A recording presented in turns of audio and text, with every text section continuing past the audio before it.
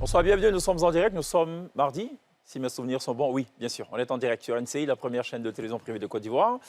On aura deux invités ce soir. Avant cela, il y aura une météo forcément avec Glisse. Il y aura une information aussi importante à partager. Ce sera l'affaire de Sonia. Ce sera évidemment dans quelques instants. Le premier invité, donc pour le deuxième tableau de la télé d'ici, ce sera Ferdinand Eclou. Il est le chargé d'études du développement et de l'environnement du côté de la météorologie nationale, la SODEXAM. La question qu'on va tous se poser, est-ce qu'il fera plus chaud cette année, en 2025 ?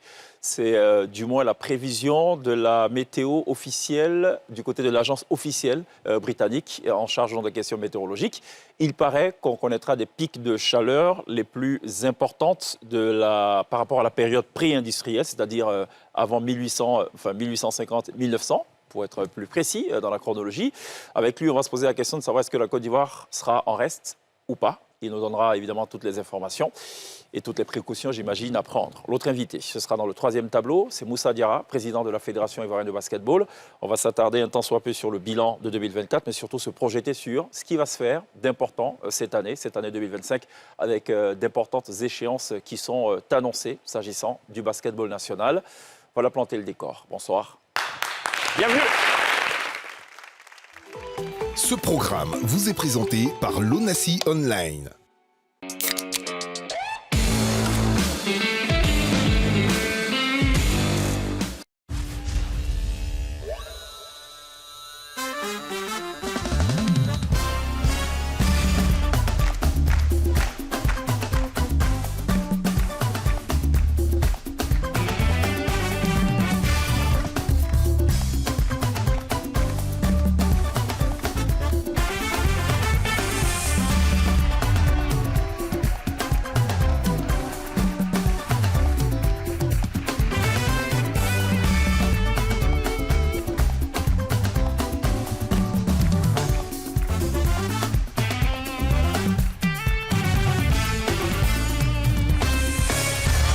Toujours très bien de nous rejoindre en direct sur NCI du lundi au vendredi, 18h30 pour télévivre la Côte d'Ivoire dans tout ce qu'elle compte. On va ce soir ensemble télévivre les prévisions météorologiques dans quelques instants avec notre premier invité Ferdinand Eclou. Il est le chargé du développement, chargé du département études, développement et environnement à la météorologie nationale, la SODEXAM, autrement dit. Bonsoir, merci d'être là. Ferdinand Eclou. On vous reçoit pour la première fois et on attend de vous beaucoup d'informations. OK, il n'y a pas de souci. Est-ce qu'il faut avoir peur cette année? Est-ce qu'il va faire trop chaud ou pas? On en parle. D'accord. Ne soyez pas chaud. D'accord, merci. Rassurez-nous pour la suite des événements. OK. La spécialiste de la météo chez nous, par défaut, par dépit, par obligation, c'est Glisse. On ne sait pas toujours de quoi elle parle forcément. Mais quelle déclaration! Mais ça se termine toujours par une citation qui, depuis quelque temps, depuis hier exactement, est en train de prendre la forme de punchline. La citation qui fait la pluie et le beau temps. C'était quoi la citation d'hier? Si le blanchisseur te dit qu'il revient, forcément, il va repasser. Ouais, c'est ça. C'était bien envoyé. Tu nous serviras quelque chose de ce genre ce soir? Un tout petit truc. Ouais, c'est jamais beaucoup de trucs avec toi dans tous les cas. Ça va, Sonia? Ça va et toi? Tu prépares ta chronique? C'est ça. Tu as le regard plongé dans tes notes? Ouais. Ça va parler de quoi aujourd'hui? Ça va parler de visa, du Ghana qui est le 5e pays africain qui permet à tous les Africains d'y aller sans visa. Ah, ouais. À tous les Africains? Désormais, ouais, depuis le 6 janvier. Sans exception? Sans Est-ce qu'il y avait un visa avant? Pour certains seulement pays, pour certains pays, seulement 36 pays pouvaient y aller. C'est ça. Ah. C'est vrai que la Côte d'Ivoire n'était pas concernée par ça, mais certains pays, l'Éthiopie ouais, et tout, enfin j'imagine. OK, d'accord, je pense que c'est assez intéressant. On parle météo pour ouvrir tout ça ou pas? Juste après ça.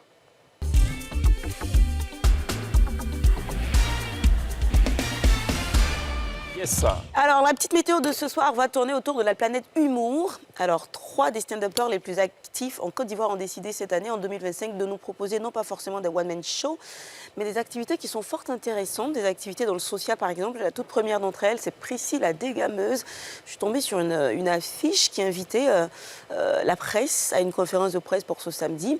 Puis je lui ai posé la question, mais attends, c'est quoi le truc de allant au musée et tout? Elle m'a expliqué qu'en fait, elle souhaitait réconcilier les Ivoiriens avec ce lieu où on ne va que de moins en moins depuis quelques années, alors qu'elle trouve que ça a une importance capitale. Donc l'idée, c'est de mettre en avant toutes les personnes qui pourvoient, qui sont exposées dans les musées, mais surtout raconter notre histoire, notre culture, qui s'y trouve d'ailleurs. Je trouve que c'est assez louable.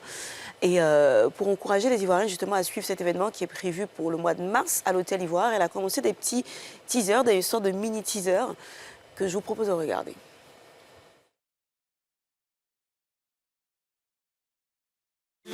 rivalité. Avec des rivalités. En Afrique centrale, il y a un pays qui veut se comparer à nous-mêmes. Éléphant et puis lion. Alors ça, c'était la deuxième information. Ah ouais, je ne vois pas le lien avec le musée. La toute première, je vous la raconte un petit peu, c'est Priscilla Desgameuses qui est dans les rues d'Abidjan et qui propose à un jeune homme soit le billet de 10 000 francs ou le tableau de peinture qu'elle a. Et tout de suite, le garçon lui dit, je préfère le billet de 10 000 francs. Elle lui dit, pourquoi pas le tableau? Il dit, déjà, il n'a pas de maison où accrocher le tableau. Il ne connaît pas la valeur de ce tableau. Il ne sait pas qui l'a peint et tout. Il n'en voit pas vraiment l'utilité. Et elle lui fait comprendre à la fin que le tableau est d'un certain Mounou Désiré, qu'on connaît tous forcément, et que le tableau a une valeur en fait de 500 000 francs CFA. Et qu'au lieu de prendre 10 000 francs, il aurait pu prendre les 500 000 francs qui lui auraient servi beaucoup plus tard. Ouais. Mais enfin, en gros, elle essaie d'attirer vraiment l'attention des Ivoiriens sur ça. Bienvenue au musée de Prissy, samedi 18 janvier donc, au musée Adama Tungara d'Abobo. La presse y est invitée, mais tous les curieux sont également invités à prendre part à cet événement. Le second humoriste dont il est question, et c'est l'extrait qu'on s'est écouté tout à l'heure, c'est Aga Lawal, qui il y a 5 jours de cela a posté sur sa page un dernier son. Voilà, donc il essaie de remettre le fair play au cœur du débat, le fair play au cœur de la musique, au cœur de l'humour, fair play entre la Côte d'Ivoire et le Cameroun. Il revisite le fameux titre de Petit Denis, On peut se ressembler, mais version Aga Lawal, comparaison faite entre le Cameroun et la Côte d'Ivoire. Je trouve ça assez drôle quand même, on écoute. On a déjà écouté, je pense. Ouais. Ah bah... on a entendu, Cameroun. Un tout petit peu, mais on n'a pas entendu les paroles, c'est bien dommage quand même. Tu veux réécouter, c'est ça? Un tout petit peu, ouais. Bon, réécoutons alors. Rivalité. Avec des rivalités. En Afrique centrale, il y a un pays qui veut se comparer à nous-mêmes. Éléphant et puis lion. Avec des rivalités. Alors pour la petite histoire, ce n'est pas la première fois que Aga Lawal reprend des chansons comme ça. Il avait déjà repris Je reste debout de Maître Gims, hommage aux humoristes en reprenant le son Mimo de Gadji Seli, Kabato 50, La danse de la galère. Et donc c'est encore un autre essai sur l'échiquier musical, on va dire ça tout simplement. Puis le troisième, c'est Joël. Joël, dont on n'a pas vraiment des news en ce moment. Donc je suis allée un petit peu à la pêche aux informations. Alors Joël, qu'est-ce que tu prépares pour 2025 ? Il m'a dit, contre toute attente, en ce moment, il travaille sur un projet social. Il fait partie d'une association qui œuvre en faveur des enfants brûlés, les enfants cancéreux, les enfants malades, tout simplement. Ils ont organisé dernièrement une nuit enchantée pour ces enfants-là. Et en ce moment, il travaille à trouver des fonds pour opérer 2 ou 3 des enfants qui sont malades du cœur, tout simplement. Donc, il aurait besoin de notre soutien à tous et qu'on partage massivement justement cette information-là. En gros, demain, il fera un petit peu chaud. 37 degrés, il fait chaud, non? Oui. Ouais. Donc demain, on devrait aller jusqu'à 37, peut-être un peu plus même, d'après ce que j'ai lu sur la Sodexam en tout cas. Et petite citation pour terminer, Cheikh. Tu voulais une citation là tout à l'heure. On dit de la même façon on parle au chien, c'est pas comme ça on parle au lion. Évidemment. Tu peux pas parler au lion comme tu parles au chien. Bon, j'ai jamais parlé au lion. Je sais pas, mais Moi, je connais des gens qui ont parlé au lion. Je vais tenter d'expérimenter ça, je te dirais. Merci quand même pour cette citation. Nana parle au Camerounais. Ce sont des lions. Ouais, ça j'aime trop. Ils font quoi? Ils n'ont jamais parlé au Camerounais. Ce sont des lions au Sénégalais. Au Sénégal. Ah, c'est des lions? C'est à ça que tu faisais référence. D'accord, on a bien compris. Alors, tu as une info pour nous, Sonia? Yes. En lien avec les visas. C'est ça. D'accord, juste après ça.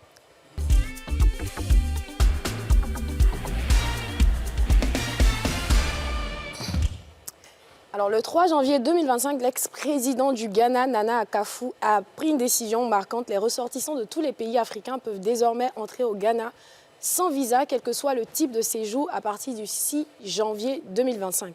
Annoncée à la veille de son retrait du pouvoir, cette mesure a été présentée comme un geste symbolique d'unité panafricaine. Alors, son objectif, tout simplement, stimuler la coopération économique, renforcer la zone de libre-échange continentale africaine et surtout participer activement à la construction d'une Afrique unie d'ici 2063, conformément à l'agenda de l'Union africaine. À 4 pays avant le Ghana, où on avait la possibilité en tant qu'Africain d'aller sans visa. Alors, on va démarrer par les Seychelles. Alors, leader de l'ouverture depuis le premier rapport sur les visas de 2016, l'archipel accueille les voyageurs africains sans aucune exigence de visa. Cette politique s'explique par une économie fortement axée sur le tourisme. À leur arrivée, les visiteurs se voient délivrer un simple permis de séjour sous réserve de présentation d'un passeport valide, des fonds suffisants de minimum 150 $50 et puis de présentation d'une réservation d'hébergement et surtout de votre billet retour. Ensuite, on a le Bénin qui, depuis janvier 2017, le Bénin a supprimé l'obligation de visa pour les voyageurs africains pour des séjours de durée maximale de 90 jours. Cette politique vise à stimuler le tourisme et renforcer les échanges commerciaux régionaux. Et puis ensuite, on a la Gambie qui, depuis septembre 2019, la Gambie a rejoint le cercle très fermé de ces pays là où les Africains peuvent aller sans visa. Une décision qui a été motivée en fait par le fait de relancer l'économie du tourisme après justement la Covid. Et on peut dire que ça marchait parce que fin 2020, la Gambie faisait partie des 20 pays du monde où le tourisme représentait la plus grande part du PIB local. Ensuite, on a le Rwanda. Alors, le Rwanda a franchi une étape importante en 2020 en supprimant le visa à l'arrivée pour les ressortissants de 35 pays africains. Ensuite, en 2022, cette mesure s'applique à tous les pays membres de l'Union africaine, permettant des séjours de 30 jours maximum. Alors, cette ouverture fait partie d'une stratégie visant à faire du Rwanda un hub économique régional. Donc, le Ghana dont je parlais, jusqu'en 2024, seulement 26 pays africains pouvaient aller au Ghana sans visa. C'était notamment des pays de la CEDEAO. Donc, depuis le 6 janvier, tous les pays africains peuvent s'y rendre. Alors, j'ai essayé de lire le dernier rapport de l'UA sur l'indice d'ouverture sur les visas. Et bien, ce rapport dit que le Nigeria, qui est acteur de la CEDEAO, qui est en tout cas un des acteurs leaders, en fait, tous les pays de la CEDEAO peuvent se rendre au Nigeria sans visa et le Nigeria travaille à rendre le e-visa le plus accessible possible. Ensuite, on a le Cap-Vert, Guinée-Bissau, Mauritanie et l'île Maurice. Alors, ces pays figurent parmi les plus ouverts selon l'indice, en tout cas, de ce rapport-là.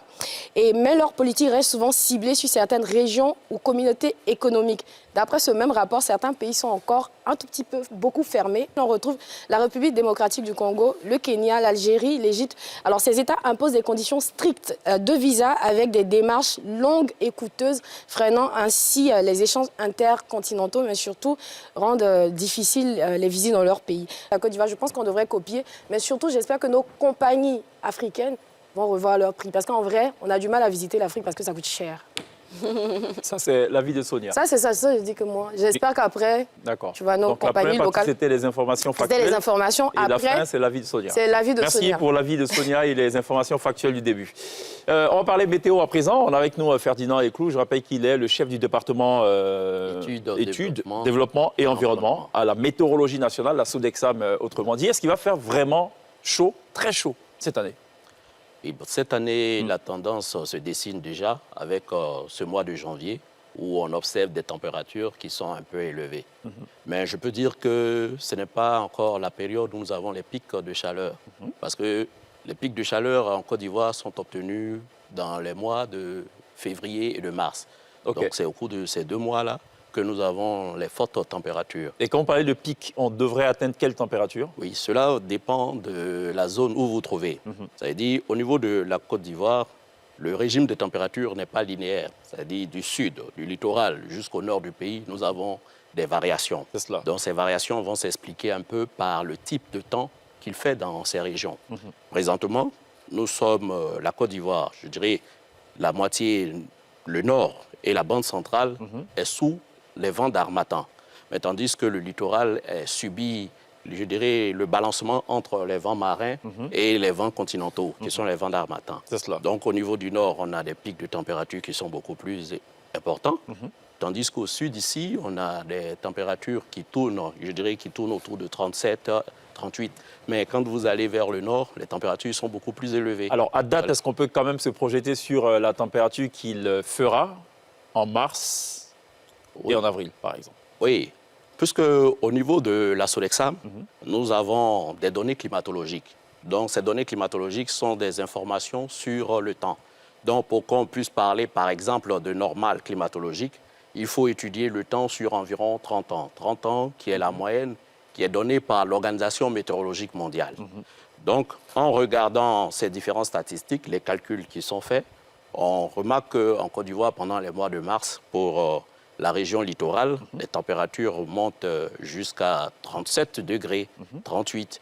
Et dans le nord du pays, on va jusqu'à atteindre les 41 degrés. Est-ce que cette statistique-là qui émane, on l'a dit, de l'Agence britannique de la météorologie sont avérées? Est-ce qu'elles peuvent être dupliquées à l'ensemble des pays du monde? Je rappelle quand même ces statistiques. Donc, d'après cette agence, 2025 sera probablement l'une des 3 années les plus chaudes enregistrées. Le réchauffement devrait être entre 1,29 degrés Celsius et 1,53 degrés Celsius par rapport à la période pré-industrielle 1850-1900. OK. Avec cette information, ce que je peux vous dire, déjà, l'Organisation météorologique mondiale a décrété l'année 2024, c'est-à-dire l'année qui vient de s'écouler, 2024, comme l'année la plus chaude jamais enregistrée sur ces dernières décennies. Parce que sur le plan mondial, on a eu des augmentations de température qui sont allées à plus d'1,5 degré. Donc, quand vous voyez cela, cela nous montre un peu que l'activité humaine, les résultats de l'activité humaine, parce qu'on nous parle souvent de gaz à effet de serre. C'est cela. Et c'est Le réchauffement climatique. Voilà, le réchauffement climatique. C'est pour cela que la politique mondiale vise à réduire la production de ces gaz à effet de serre. Vous avez, par exemple, la conférence des parties qu'on appelle COP, qui a eu lieu dans le mois de novembre.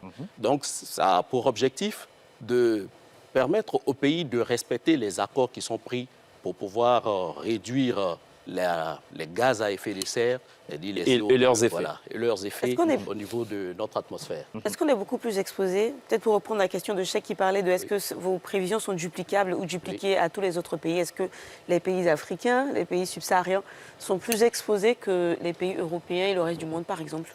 Non, aucun pays n'est le plus exposé. Je veux dire que on est tous logés à la même enseigne. Nous sommes tous logés à la même enseigne. Pourtant, on ne produit pas le même volume de gaz à effet de serre. Oui, c'est vrai. Mais nous avons des activités aussi qui détruisent notre environnement. Par exemple, les déforestations ou bien la mécanisation la plus poussée, la construction des maisons et autres, l'asphalte que nous mettons presque partout. Tout ça contribue à des réchauffements. Quand on abat les arbres, ça veut dire que le rayonnement ne sera plus, je dirais, atténué. Donc, on abat pratiquement... En Côte d'Ivoire, par exemple, on se rend compte qu'au cours de ces dernières décennies, on a eu presque plus de la moitié du couvert végétal qui a disparu. Donc, quand vous faites disparaître le couvert végétal, vous vous mettez bien évidemment en danger. Presque 90% depuis 1960. Oui, beaucoup, vous voyez. Donc, ces chiffres-là sont alarmants. C'est pour cela que le gouvernement a mis cette politique de reboisement. Et surtout, le gouvernement œuvre pour la protection de nos parcs et réserves. Donc tout ça, pareil, vous avez la forêt du Banco et autres, qui demeurent toujours les poumons pour permettre à la population ivoirienne d'avoir quand même des températures ou des gaz à effet de serre beaucoup moindres dans notre atmosphère. Donc, pour dire que personne n'est épargné, quelle que soit votre position géographique, vous êtes tous concernés. L'actualité, c'est évidemment feu quasi maîtrisable du côté des États-Unis, en Californie, plus exactement. Est-ce que c'est des choses qu'il faut redouter ici, avec ces poussées de chaleur? Ce que je peux dire, c'est que nous ne sommes pas soumis aux mêmes conditions météorologiques. Déjà, au niveau de la Californie, c'est des régions qui ont des vents beaucoup plus secs. Au niveau de la Côte d'Ivoire, nous avons des vents humides. Même dans la partie nord et la bande centrale? Oui, dans la partie nord et dans la bande centrale, nous avons quand même de l'humidité. C'est-à-dire, quand vous prenez, par exemple, au niveau d'Abidjan, quand vous avez du brouillard, c'est pratiquement 100% d'humidité. Mais en allant vers les régions nord, quand l'harmattan arrive, nous descendons autour de 30 à 40% d'humidité. Mais quand vous allez beaucoup plus dans les pays du Sahel, tels que le Burkina, le Nord Mali, la siccité de l'air est encore plus forte. C'est-à-dire là, vous avez l'air qui est carrément sec. Vous êtes là, vous avez les lèvres qui se fendillent et vous avez besoin de vous protéger de la peau. Et la peau, pour éviter de subir les conséquences de ces vents secs-là. Donc, quand vous voyez la situation qui se passe là-bas, je peux dire qu'au niveau de la Côte d'Ivoire, on n'a pas à craindre ces situations. Mais c'est beaucoup plus les facteurs humains qui peuvent nous envoyer les feux de brousse, comme ce qu'on constate. Si vous vous rappelez, en 2016, par exemple, il y a eu tout un village au nord qui a été détruit par les feux de brousse. Donc, du fait de l'homme. Oui, du fait de l'homme.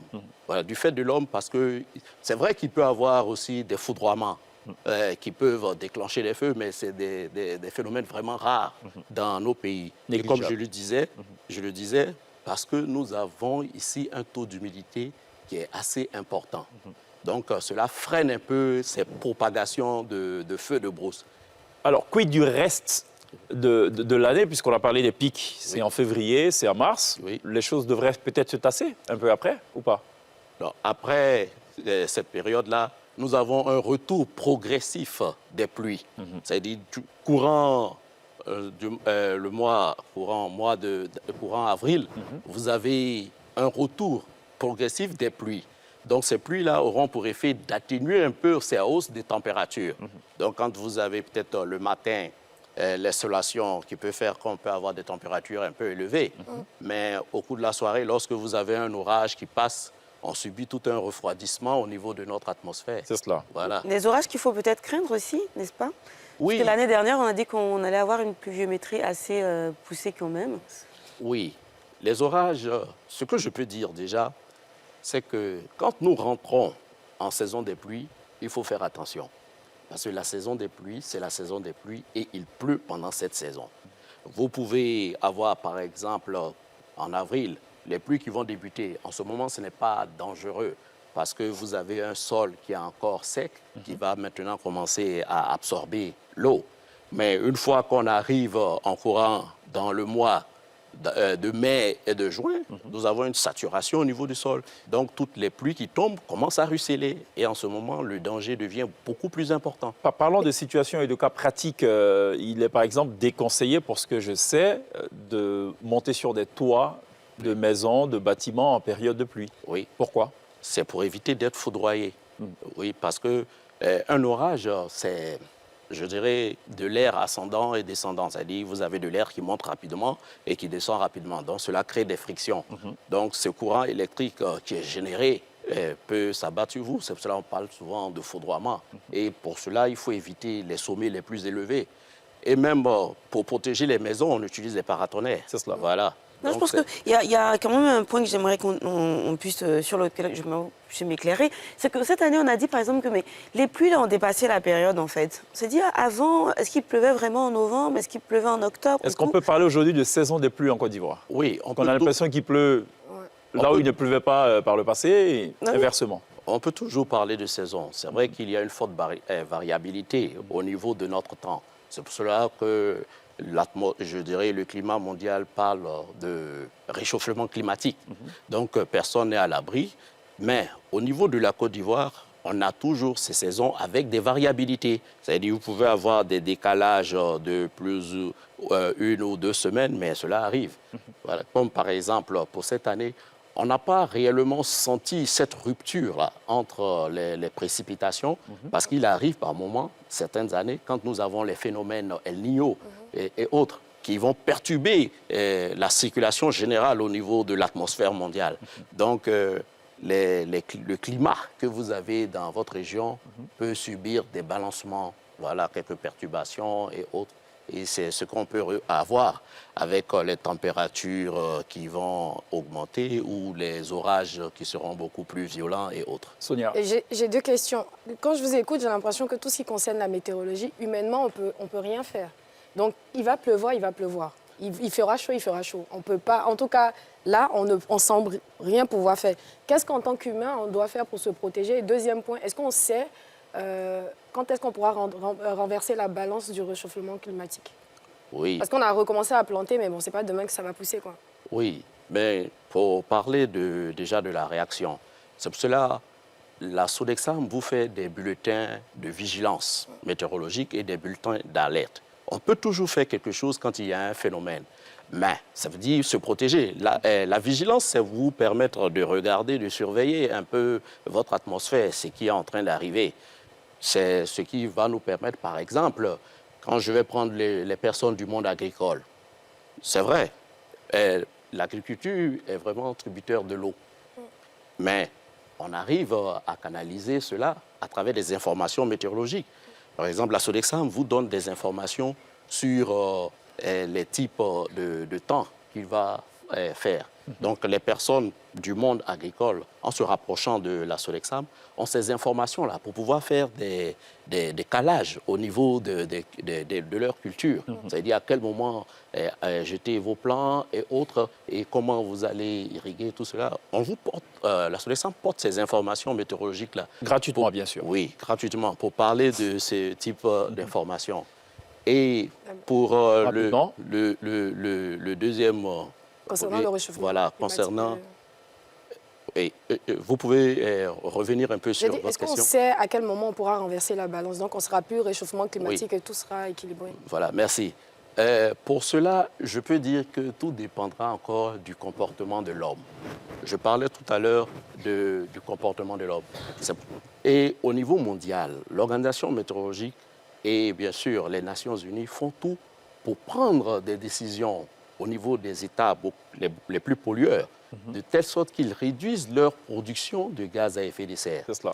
Et quand vous regardez au niveau du monde, aujourd'hui, on n'utilise plus les CFC.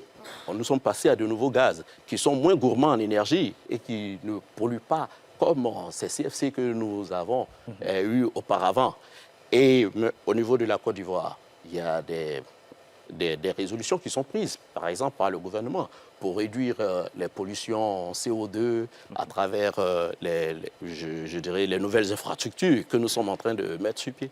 Donc tout ça va contribuer tout doucement à réduire les effets de l'homme. La toute dernière question, Oui. on entend justement parler des phénomènes El Niño et tout le reste, ça paraît très loin de nous. Oui. Est-ce à dire naturellement, on a la chance de ne pas être confronté à cela? Pourquoi on est épargné jusque-là? Non, nous ne sommes pas épargnés par ces directement. phénomènes. Non, que ce soit directement ou indirectement, nous ne sommes pas épargnés. C'est-à-dire les conséquences peuvent être beaucoup plus accentuées au niveau du continent américain, mais nous avons au niveau de l'Afrique aussi ces ressentis-là. Je vous expliquais que l'année dernière a été décrétée année la plus chaude, parce que bien avant, ça a été une année El Niño. Donc nous avons eu des perturbations qui ont fait que, comme ce que vous étiez en train de dire tout à l'heure, on a eu un décalage au niveau des saisons. Ouais. Donc c'est un phénomène cyclique. C'est-à-dire pratiquement chaque 5 à 7 ans, nous avons un retour de ce En phénomène. d'autres termes, là-bas, ils sont confrontés directement et nous, on subit les conséquences, d'une façon ou d'une autre. Ils subissent les conséquences au même titre que nous. Pas au même moment. Oui, pas au même moment, C'est bien clair. sûr, avec un décalage. Ferdinand Ecoul, merci beaucoup d'être passé nous voir pour apporter toutes ces précisions. Je rappelle que vous êtes le chef du département études, développement et environnement à la météorologie nationale. On va marquer une pause, on sera rejoint par Moussa Diarra, il est le président de la Fédération ivoirienne de basketball. Avec lui, on va parler de la météo qui prévaut justement sur le basketball ivoirien. A tout de suite. Ok, merci.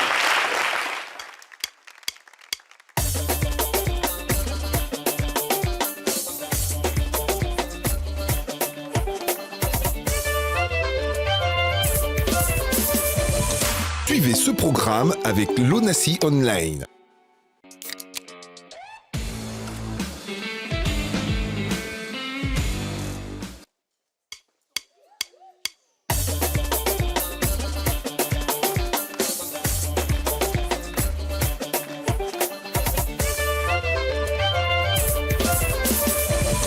Nous sommes de retour sur le plateau de la Télévision, live, en direct, en clair et sans décodeur. On ouvre le deuxième chapitre de cet autre épisode de la Télévision. On va parler basketball à présent. On a été rejoint par Moussa Diarra, président de la Fédération ivoirienne de basketball. Premier passage à NCI tout court depuis son élection le 2 décembre 2023. Merci beaucoup d'être là, Moussa Diarra. Merci. Avec Nice et avec Sonia, on va essayer de revenir non pas sur le bilan en 2024. C'est très facile généralement de dresser les bilans. On va plutôt se projeter sur ce qui va se passer concrètement en 2025. Alors, j'ai sous les yeux une panoplie d'actions qui sont annoncées. On va essayer de passer step by step, comme on passe d'ailleurs de la défense à l'attaque jusqu'au panier, pour voir un peu ce qui est tenable, matériellement, humainement parlant. Alors, on parle de la reprise, par exemple, du championnat Espoir après plusieurs années d'arrêt. Déjà, pourquoi ça s'est arrêté? Quand est-ce que ça va reprendre? Combien d'équipes seront engagées? Merci. Le championnat Espoir, il s'agit de la catégorie entre 18 et 21 ans. À un moment donné, pour des raisons inconnues, mais il semblerait que ce soit des questions de tricherie sur les âges, ce championnat s'est arrêté. Et nous avons décidé cette année de relancer ce championnat Espoir. Et nous l'avons relancé. Il a démarré. Nous avons déjà joué 4 journées de ce championnat Espoir. L'objectif, c'est de pouvoir réussir un passage entre les catégories des jeunes, puisque les jeunes, ça va de 10 à 18 ans, et la catégorie senior. Donc, ce qui fait que quand il n'y avait pas ce championnat Espoir, les jeunes, après leur formation qui s'achevait à 18 ans, étaient, entre guillemets, lancés dans le grand bain sans transition. Sans transition. Ce qui fait qu'on perdait beaucoup de jeunes gens qui avaient du talent, mais qui pouvaient, pour une raison ou une autre, Par exemple, la non-maîtrise du stress, le lancement trop tôt, on perdait beaucoup de jeunes dans ce passage. Et nous avons lancé ce championnat. Actuellement, nous avons 16 équipes au niveau du championnat espoir et le championnat il a démarré. Alors, Je voulais... féminin, masculin ou pour l'instant on n'a que... Les deux. Les deux. On a 16 équipes au niveau des hommes et on a 10 équipes au niveau des dames. Comment vous faites justement, vous vérifiez l'âge, vu que c'était ça le problème, il semblerait. Comment Ben, ce que nous avons fait déjà, on s'appuie sur le système scolaire déjà en Côte d'Ivoire. En dehors des pièces d'identité, on s'appuie sur le système scolaire en allant pour ces jeunes-là dans le fichier national de l'éducation nationale. Vous y avez accès facilement à ces fichiers? Oui, nous avons des contacts et on a des contacts officiels pour pouvoir y avoir accès. Mais deuxièmement, ce que nous avons fait, nous avons digitalisé toute l'administration des joueurs. Aujourd'hui, ce qui se passait, c'est qu'un joueur qui commençait, et à un moment donné, il y a du traficotage au niveau des âges. C'est de ça qu'on parlait Oui, bien sur sûr, les d'accord. tricheries. Donc, avec la complicité aussi, bien avec des complicités. Aujourd'hui, nous avons digitalisé tout le Il faut commencer à quel âge? C'est Au quoi l'âge? basket, Oui. on commence déjà à 6-7 ans. D'accord, mais quand vous parlez de tricherie, c'est qu'il y a forcément un âge qu'on n'a pas respecté. De 17 à 21 ans Non, ce qui explique aussi, c'est qu'il y a peut-être des joueurs qui commencent, imaginons, à 16 ans ou 17 ans. Voilà. Chemin faisant, 10 ans après, Ils pèsent. en regardant les la- perspectives, il il s'est a dit toujours- je ferais mieux de rétro Voilà, je vais, voilà. comment on dit vulgairement, C'est- gratter un peu quelques années Exactement. Faire pour René gagner Caillé. 4 autres années d'espérance de vie. Alors, quand on regarde... Oui, espérance de vie. Quand on regarde justement le basketball national, on a le CSA, ABC, l'Africa, la SEC. On a l'impression que c'est la seule affaire d'Abidjan. Pourtant, il y a des ligues à l'intérieur du pays, je présume. Oui. Qu'en est-il de ces ligues? Ben, c'est aussi un de mes grands challenges en 2025. Le 15 février, j'ai convoqué l'ensemble des ligues et des centres de formation des clubs de l'intérieur à Yamoussoukro pour une grande assise des ligues. Ce qui s'est passé avec les événements sociaux, avec la guerre en Côte d'Ivoire, le développement du basket s'est un peu arrêté à l'intérieur. Et si bien que ces clubs de l'intérieur n'arrivaient pas plus à venir jouer à Abidjan ou inversement. Ce que nous avons fait depuis l'année dernière, avant notre élection déjà, nous avons commencé à octroyer du matériel à ces personnes de l'intérieur, à organiser des formations à ces ligues de l'intérieur, à essayer également d'organiser ces ligues de l'intérieur en les incitant progressivement à se constituer en des vraies associations. Parce que c'est l'un des problèmes également. Il n'y a pas de véritable structure qu'ils ont mis en place au niveau de l'intérieur. Donc, sur cette base maintenant, cela commence à s'organiser. Et nous avons également fait des tours aussi pour résoudre des problèmes humains. Il y a également des problèmes humains. Oui. Nous sommes en train d'essayer de résoudre également ces problèmes humains. Alors, pour parler de basketball, donc de développement du basketball, il faut des clubs, il faut des ligues, Et des il centres. faut une fédération, il faut des compétences, mais il faut surtout beaucoup d'argent. Vous êtes financé comment? Ben, nos sources de financement essentielles, c'est nos sponsors, nos adhérents. Les adhérents, il y a des frais de licence, des frais qu'ils payent, des cotisations annuelles. Il y a les sponsors.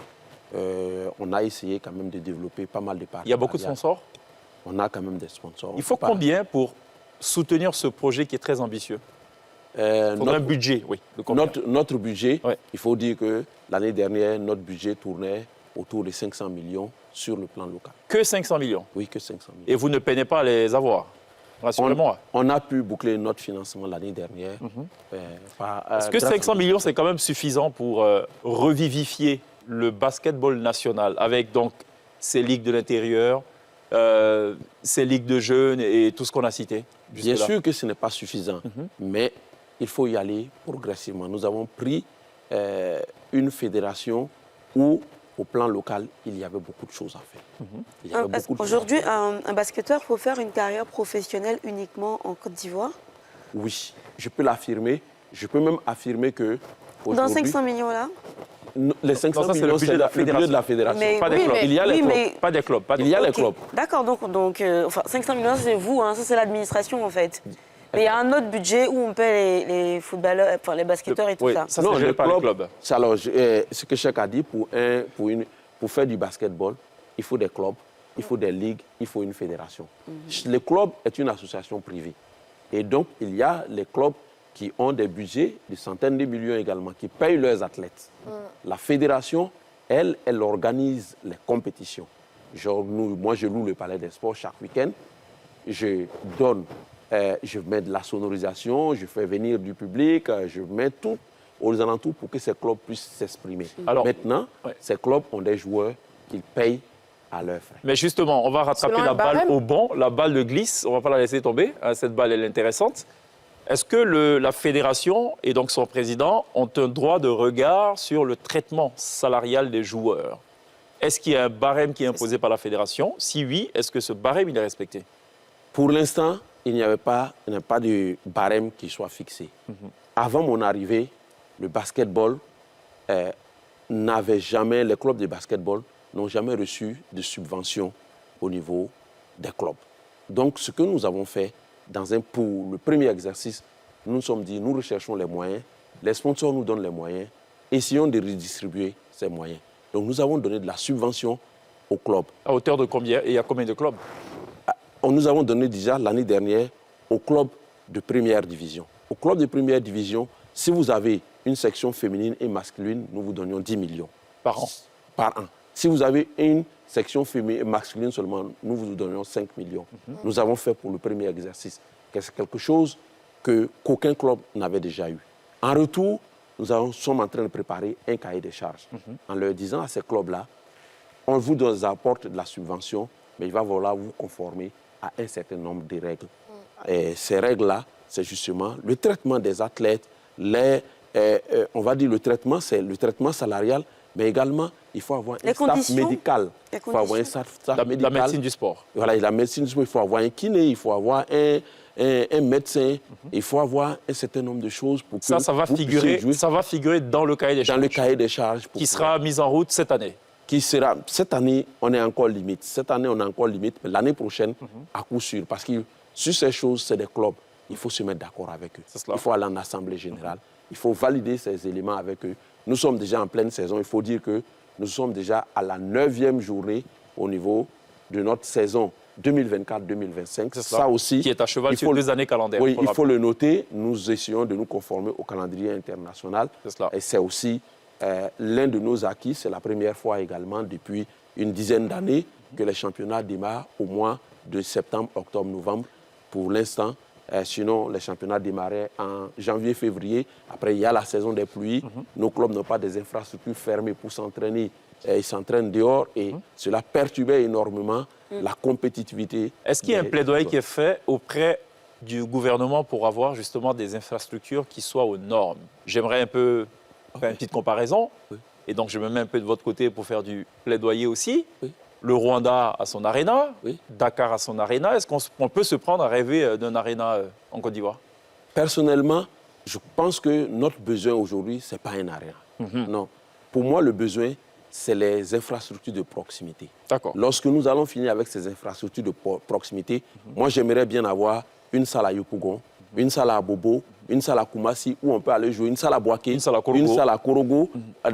Ces salles-là, d'accord. Donc c'est cela la priorité pour Moussa Diarra et son équipe. C'est ça. On a bien compris. Alors évidemment, en 2025, on a parlé des enjeux au plan national. Il y a aussi des impératifs, voire des échéances au plan continental. Il y a notamment la participation de l'équipe senior homme à l'Afro-Basket qui va se tenir à Luanda.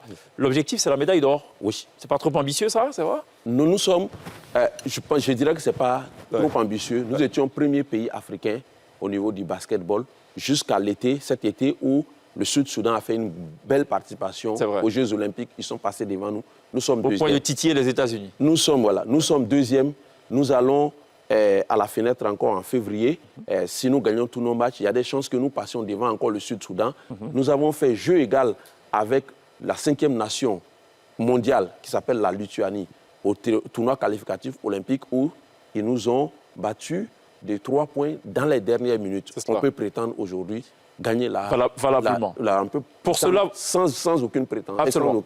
Et pour cela, vous avez besoin des binationaux. ça encore, c'est une autre paire de manches. Il faut aller les séduire, il faut les convaincre.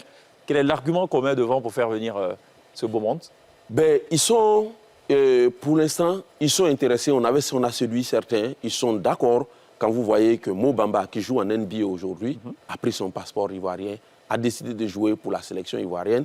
Pour la petite histoire, il a payé son billet pour nous rejoindre à Porto Rico, lui-même pour dire je joue avec l'équipe nationale de Côte d'Ivoire. Ça, c'est important. Mais il y a la séduction de d'autres aussi qui ont la cour de certaines grandes équipes. Qu'on a découvert à la faveur le cas de Pacom Dadier, dont le grand frère est déjà en sélection avec nous. Bien évidemment, la sélection française qui dit attention, c'est un de nos grands prospects.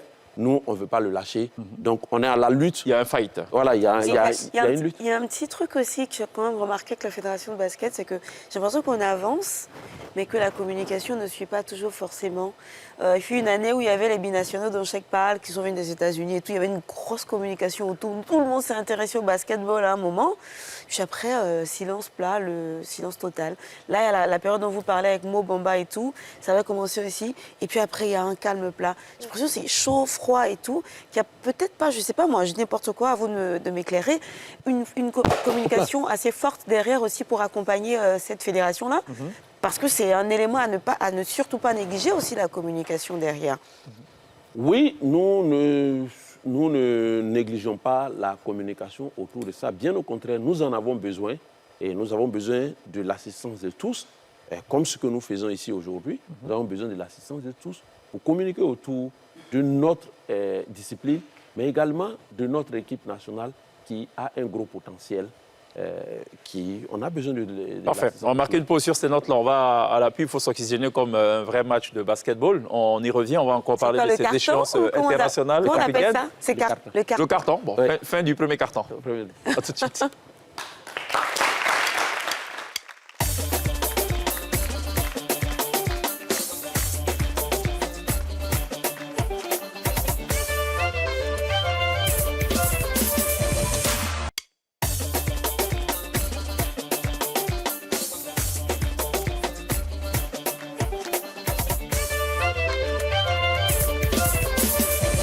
Nous sommes de retour sur le plateau de la télévision pour le deuxième quart-temps, toujours avec Moussa Diarra, président de la Fédération ivoirienne de basketball aux côtés de Gliss et de Sonia. Avant de poursuivre nos échanges pour ce deuxième quart-temps, il y en a 4 au total, c'est ça? Hein, Gliss, il y en a 4. Quelque chose comme ça. 4, oui. Bon, Qui ok. dure combien de temps chacun? Ça dépend. Ça dépend. En basket FIBA, c'est 10 minutes chacun. Ok. En basket NBA, c'est 12 minutes. Voilà, c'est bon? C'est bon. Très bien. On a un basketteur qui est avec nous aussi. Lui, je ne sais pas s'il respecte les histoires de carton, je ne sais pas trop. Il nous vient du Ghana, c'est Jackson, c'est un basketteur ghanéen. Voilà, qui fait son entrée.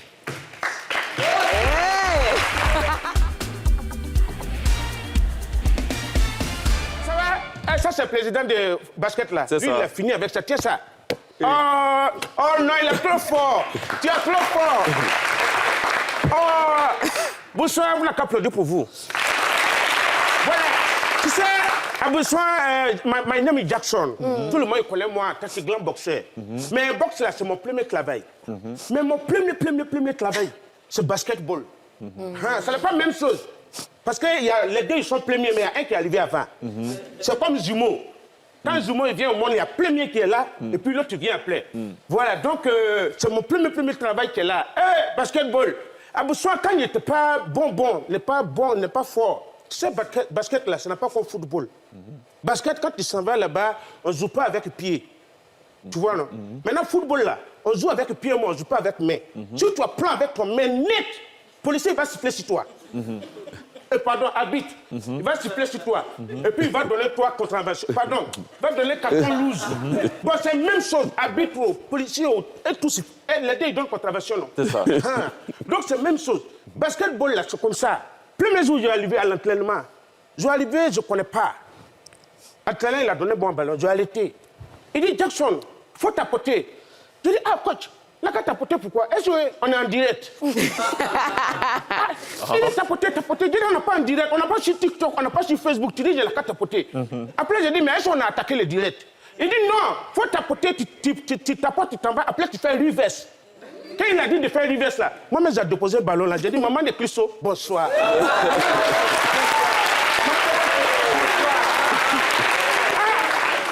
C'est là, quand il a dit, c'est qu'il lui la voix à la machine, lui où dit c'est Jackson. Maintenant, tu sais, quand toi-même tu as venu faire émission là, tu es arrivé là, les gens ils t'ont applaudi, tu as marché pour l'entrée, non? Dans le basket, si tu as attrapé le ballon puis tu as marché, on dit tu as marché. C'est ça. Faut pas tu as marché. C'est ça.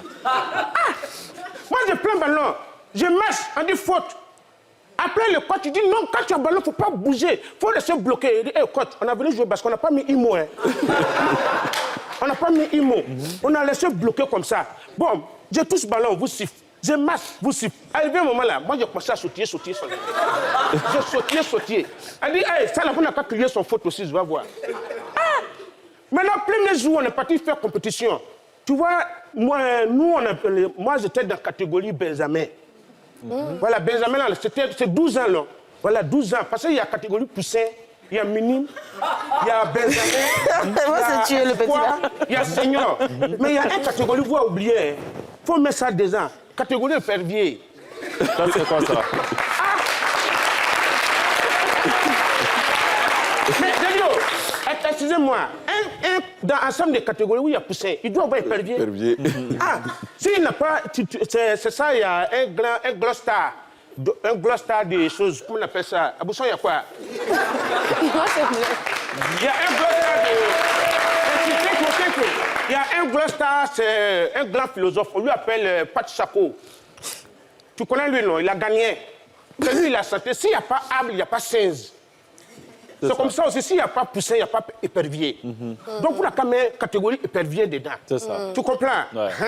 On est parti jouer compétition. Moi, j'ai comment on appelle ça, Benjamin. Normalement, tout le monde, il est censé avoir 12 ans. Mon adversaire, quand il a donné coup d'épaule, là, j'ai regardé lui et dit, tu as quel âge? Parce que, Aboussan, c'est vrai, hein? C'est sérieux. Je regarde lui, je regarde son paquet. Tu sens que lui, là, il a mangé au moins janvier son 40 fois.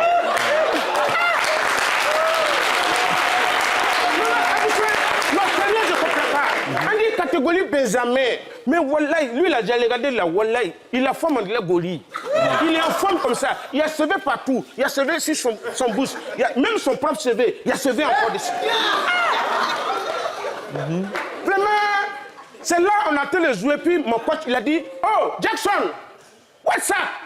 J'ai dit non, il n'y a rien. Parce qu'on a tenté de faire Kozoli. Quand on est arrivé à Kozoli, il veut faire l'emplacement. Donc il a appelé moi-même mon collègue. Il a dit Michael, il a appelé 4 fois. Michael, il n'a pas répondu. Moi-même, j'ai parti du haut, Aboussan Michael. Cette fois, quoi, il a appelé.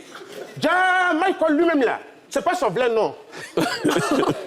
C'est-à-dire, il ne joue pas avec son propre extrait. Il joue avec l'extrait de son petit flair. Donc, quand il est venu, il dit non, my name is not Jackson. C'est chose de Michael. On dit, tu t'appelles comment? Il dit, moi, il m'appelle Basile. C'est là on a vu que dans le basket, là, les gens, ils font le nez quand même. C'est ça. Vraiment, je suis content d'être ici. Ouais. Vraiment, c'est Jackson, il ne faut pas jouer avec moi. Est-ce que tu vois ça? Allez, va. Merci, Jackson. Merci beaucoup, Jackson. Bon, bon, c'est pas un perturbateur, ça arrive comme ça qu'on le sent. C'est quoi la limite d'âge en fait en basket? Est-ce qu'il y a une limite d'âge? Déjà, on démarre à quel âge pour être en équipe nationale et on doit partir à quel âge? L'âge de la retraite en griffe. Déjà, il n'y a pas d'âge de retraite. OK. Et on peut commencer à tout âge. À 6 ans déjà, il y a non, je parle de l'équipe nationale, par exemple. Pour l'équipe nationale, j'en arrive. On a aujourd'hui des équipes nationales à partir de 13 ans. Nous, on a des équipes nationales. On a l'équipe nationale de 16 ans, l'équipe nationale de 18 ans. Et puis après, on passe aux équipes nationales seniors. D'accord. Dans l'équipe nationale senior, il n'y a pas d'âge. Il y en a qui ont 40 ans, il y en a qui ont 41 ans. Alors, il faut rappeler aussi qu'au nombre des échéances, il y a l'organisation du prochain Afro-Basket homme. Ce sera à Abidjan. Dame, pardon. Non, à Abidjan. Abidjan, c'est Dame. Oui, Dame, c'est cela. C'est ça. À quelle période? Ce sera du 25 juillet au 3 août normalement, c'est les prévisions de FIBA. C'est vraiment... Est-ce qu'on peut dire que c'est l'événement majeur oui. pour cette année 2025? Voilà, c'est ce que je voulais dire, c'est vraiment notre événement majeur pour 2025. La Côte d'Ivoire a organisé l'Afro-Basket masculin en 2013. Malheureusement, nous avons perdu en demi-finale. C'est cela. Et ça a été dramatique. Et cette année, nous organisons l'Afro-Basket féminin. C'est vrai qu'on a au niveau du basket féminin le Nigeria, le Sénégal, le Mali qui sont un peu un cran au-dessus. Mais nous avons notre... L'Angola aussi, quelque part, non? L'Angola, pour l'instant, au niveau féminin, c'est les 3 que je viens de citer qui sont vraiment, qui ont de grosses équipes. Mais nous avons notre carte à jouer.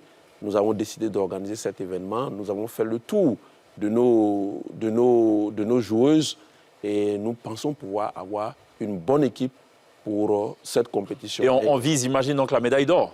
On vise une médaille. C'est prétentieux. Non, c'est prétentieux, ce serait prétentieux. C'est vrai que, pour ne pas cacher, si le Nigeria a tout son effectif, aucune équipe africaine ne peut rivaliser avec le Nigeria. Non, c'est pas, pas de nature à encourager les filles. Hein? Non, il faut aussi être réaliste. Le Nigeria, les États-Unis ont eu du mal à battre le Nigeria au niveau du basket féminin.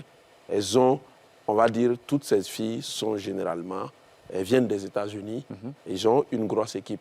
Mais nous connaissons également le problème du Nigeria où, après une grosse compétition, il y a les retours de la grosse compétition. Et puis nous sommes chez nous, on peut prétendre à une médaille. Il faut impérativement le soutien des Ivoiriens. Je ne dirais pas on veut la médaille d'or, mais je dirais on veut une médaille absolument. Si on n'a pas l'or, on a l'argent. Si on n'a pas l'argent, il faut qu'on ait... Parfait. Et ce sera donc au Palais des Sports? Au Palais des Sports. D'accord, puisqu'on n'a pas d'aréna. Et ce n'est pas une priorité pour l'instant. On a compris.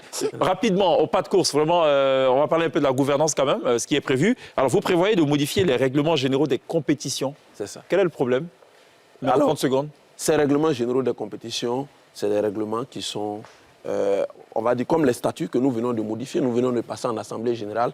Les statuts dataient de 2006. C'est caduc. C'était caduc. Ce n'était pas en lien avec les textes législatifs qui ont été déjà mis en place en Côte d'Ivoire, notamment la loi sur le sport, l'acte uniforme de l'OADA sur les sociétés à but non lucratif. Il fallait les adapter au contexte. C'est pareil pour les règlements généraux des compétitions.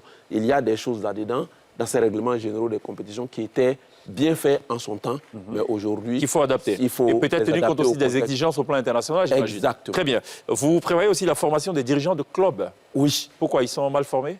Bon, on a beaucoup qui sont devenus des dirigeants de fait de certains clubs et qui ne connaissent parfois même pas les textes qui les régissent, notamment les statuts, les règlements intérieurs, la gestion même des clubs, et la recherche des sponsors. Il faut les accompagner sur tout ça pour qu'on ait des clubs solides et des clubs viables. Parfait. On va marquer une pause. Ce sera la toute dernière pause. Malheureusement, on est obligé de se limiter à 2 cartons. Non, on va dire son passage était un deuxième carton. Là, on vient de faire le troisième carton. On pourrait faire le quatrième carton. Le quatrième, ce sera le live. À tout de suite. Voilà.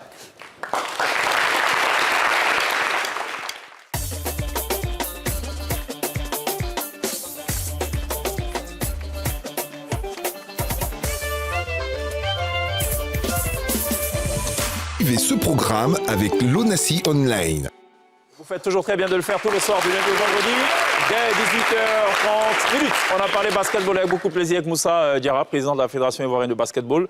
On retiendra surtout cette échéance majeure pour laquelle vous recueillerez l'adhésion, les prières aussi, j'imagine, des Ivoiriens et des Ivoiriennes. C'est l'Afro-Basket féminin qui va se tenir au mois de juillet-août au Palais des Sports de Treichville. Une grosse échéance sur laquelle on va naturellement revenir. C'est combien de jours de compétition? C'est à peu près 10 jours de compétition. C'est toute l'Afrique qui aura le regard tourné vers Abidjan. C'est ça. Quand on le dit ainsi, ça galvanise davantage, je pense, les Ivoiriens. C'est ça. Il n'y a pas que le football, il y a aussi et surtout le basketball. Merci beaucoup, Moussa Diarra, pour ce passage. Merci beaucoup. Merci à vous. Miss Sonia, on se dit à demain. Pas d'école missionnaire? Non, à demain. Vous serez là demain. Voilà. On n'oubliera pas évidemment de remercier ce chaleureux public qui nous aura donné discuter. Alors vous, ça dirait que vous avez ramené une balle de basket, c'est ça? Non, c'est pas qu'une balle, je vais vous donner un maillot de l'équipe nationale. Un maillot, ok, avec plaisir. Voilà, un maillot de l'équipe nationale de Côte d'Ivoire. C'est ma taille ou pas? Bon. Ben oui, bien sûr. Bon, généralement, les basketteurs, c'est plutôt des maillots amples. Oui. Les footballeurs, c'est du plein du corps. Bon, ok, ben sang. Voilà le maillot. Miss, tu veux une nuisette? Et la casquette, justement. Voilà, casquette officielle. Voilà, hein? Oui. Et puis on le a ballon. prévu quelque chose. C'est sûr, on a prévu. Ah, ok, et le ballon, d'accord. Le ballon. Franchement, c'est trop bien. Cool. Donnez-les. Le ballon, oula. Il y a une casquette à mettre, on a pensé à glisse à Sonia aussi. C'est bien. Bon, ben. Parfait. Ok, Glisse. d'accord. Merci beaucoup. Comme je suis assise avant toi, je prends le ballon. Ce sera tout pour Hélène ici. Voilà, merci pour cette présence, c'est très gentil.